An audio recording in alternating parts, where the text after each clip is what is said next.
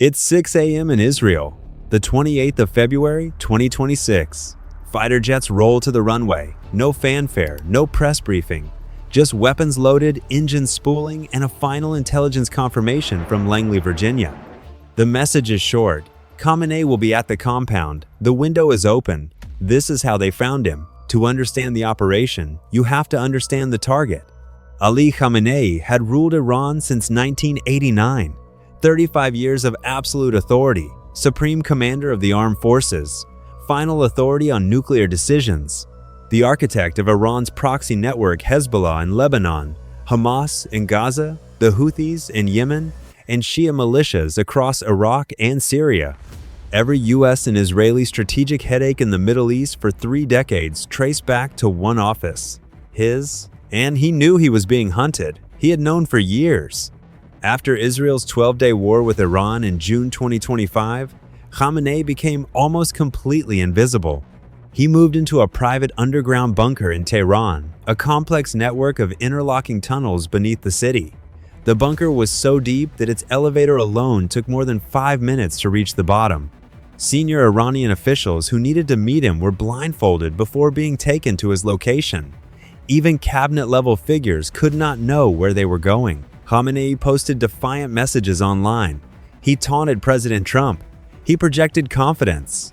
But every move he made, every communication, every pattern, every deviation from routine was being watched. Tactically, here's what made him so hard to reach. The deepest bunkers beneath his compound could only be penetrated by American bunker-busting munitions, not Israeli bombs, American bombs. Which meant that for this operation to succeed, it couldn't be Israel acting alone. It required the United States directly, operationally, at the table. That requirement shaped everything that followed. The CIA had been tracking Khamenei's movements for months, not watching. Tracking mapping patterns, logging movement windows, identifying which locations he used, when, and under what conditions. The intelligence network the CIA relied on in February 2026 was not built overnight. It had been running for years. Trump himself confirmed its existence in June 2025, when he stated publicly that the United States knew where Khamenei was hiding but had no intention of killing him at that time. That statement wasn't a bluff. It was based on the same network used 8 months later. During the 12-day war in June 2025, something critical happened. The CIA and Mossad observed, in real time, how Khamenei and the Revolutionary Guard communicated and moved under active military pressure.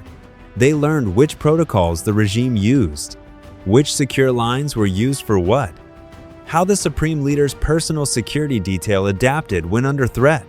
That knowledge was immediately fed back into refining the tracking operation. The confidence level in the CIA's Khamenei intelligence grew significantly after the 12-day war, more precisely than it had ever been. Now, from the Mossad's perspective, this wasn't just American intelligence feeding an Israeli operation. Israel had been planning the targeted killing for months independently. What the CIA provided was the piece that made it viable: confirmed, time-sensitive, actionable intelligence on Khamenei's precise location at a specific moment in time. The kind that changes a plan from theoretical to executable. Days before February 28, the CIA received the intelligence that changed everything. A meeting of Iran's top political and military leadership was scheduled for Saturday morning, February 28, at the leadership compound in central Tehran. The compound housed the offices of the Supreme Leader, the Presidency, and the Supreme National Security Council, the nerve center of the entire Iranian regime. And Khamenei would be there. The CIA passed that intelligence to Israel immediately, confirmed, real time. Khamenei would be above ground, in a known structure, at a fixed time. Israel assessed who else would be present at the meeting. Mohammad Pakpour, Commander-in-Chief of the Islamic Revolutionary Guard Corps, Aziz Nasserzadeh, Minister of Defense, Admiral Ali Shamkhani, Head of the Military Council, Majid Musavi, Commander of the IRGC Aerospace Force, Mohammad Shirazi, Deputy Intelligence Minister. Not one target, not two. The entire senior leadership of the Iranian military and security apparatus in one compound, on one morning. The original plan had called for a night strike under cover of darkness. as Israel typically operates. The new intelligence changed that. The United States and Israel made the call. Adjust the timing. Hit them in daylight. Take the window that the intelligence had opened. The operation was on.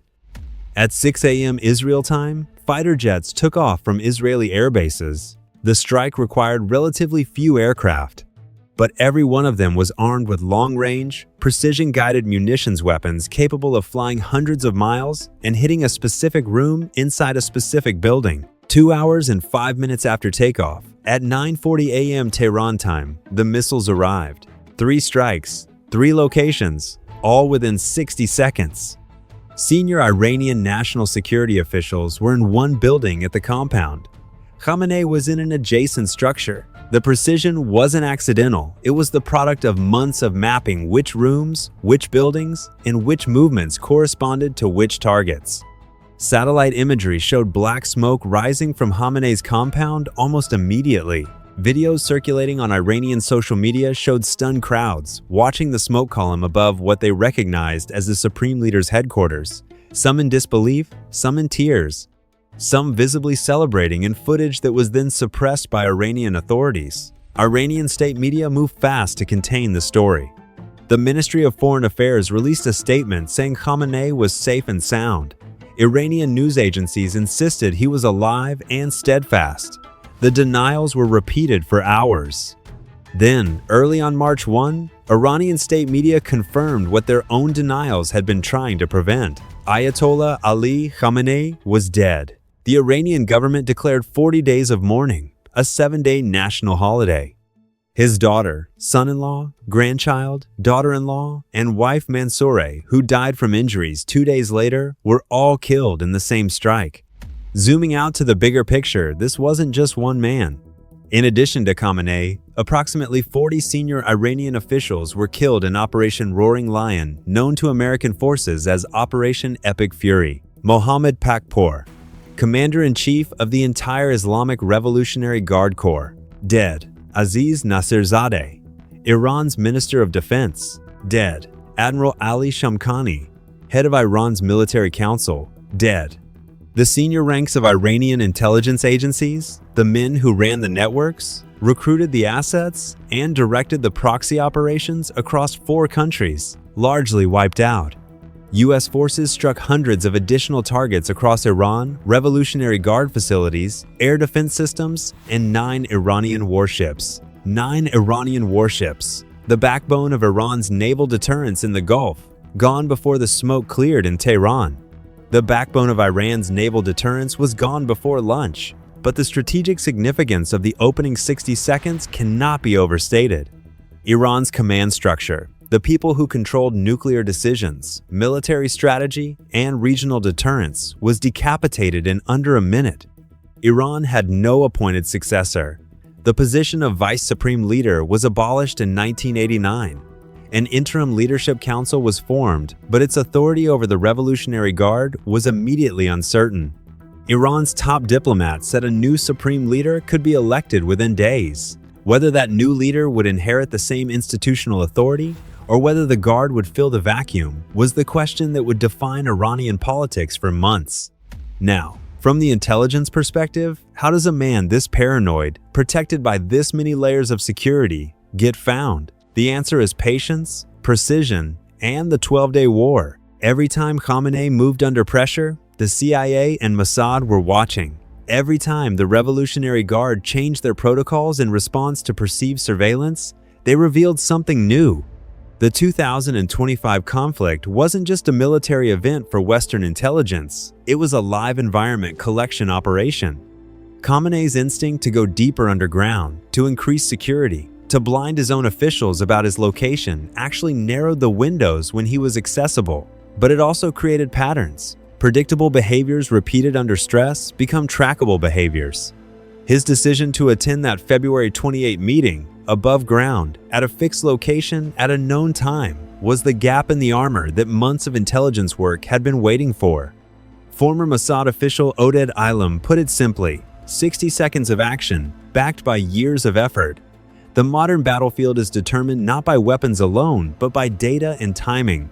60 seconds of action, years of data, 1 moment of timing. The death of Khamenei doesn't end the story. It opens a new and dangerous chapter. But Iran's military didn't wait for a successor to give the order. The Islamic Revolutionary Guard Corps retains its arsenal, its ideology, its proxy network across Lebanon, Yemen, Gaza, Iraq, and Syria. The Guard had its own institutional momentum long before Khamenei, and its own hardliners who have been waiting for exactly this moment. On the same day as the strike, the Guard launched Operation True Promise, 4 waves of regional missiles that activated air defense systems across Qatar, Kuwait, the UAE, and Bahrain. A Patriot battery intercepted an Iranian missile near Al Udeid Air Base, the largest U.S. installation in the region. The regime wasn't finished, but for the first time in 35 years, it was without its architect. Who leads next determines everything. De-escalation or the most aggressive posture the Guard has ever operated under without civilian oversight. Both outcomes are possible, neither is certain. The hunt for Ali Khamenei lasted decades, multiple administrations, multiple opportunities that weren't taken. What made the 28th of February 2026 different was a CIA network refined over months, sharpened by the 12-day war, and brought to its highest precision by the one piece of intelligence that changes everything: confirmation that the target will be in a specific place at a specific time. High-fidelity intelligence, adjusted timing, 3 strikes, 60 seconds. 35 years of Iranian nuclear ambition, proxy warfare, and regional destabilization directed from one office by one man. That office is empty now. Whether the operation achieves its strategic objectives, whether Iran's trajectory changes, whether the region stabilizes or escalates, that story is still being written. But the intelligence operation that made it possible, that was a masterclass. Years of patience, precision, and collaboration between 2 agencies that the world's most protected man couldn't outrun. Here's the question I want you to answer in the comments. With Khamenei gone and no clear successor, does the Revolutionary Guard become more dangerous, or does the loss of centralized command make Iran weaker? Drop your answer. I want to read every one. If you want to stay ahead of every development in this story, the intelligence operations, the military strategy, and the power vacuum now reshaping the Middle East, secure your briefing by hitting subscribe. Every video on this channel is your intelligence update on the events that are actually changing the world. Smash that like button. Share this with anyone trying to understand what just happened in Iran.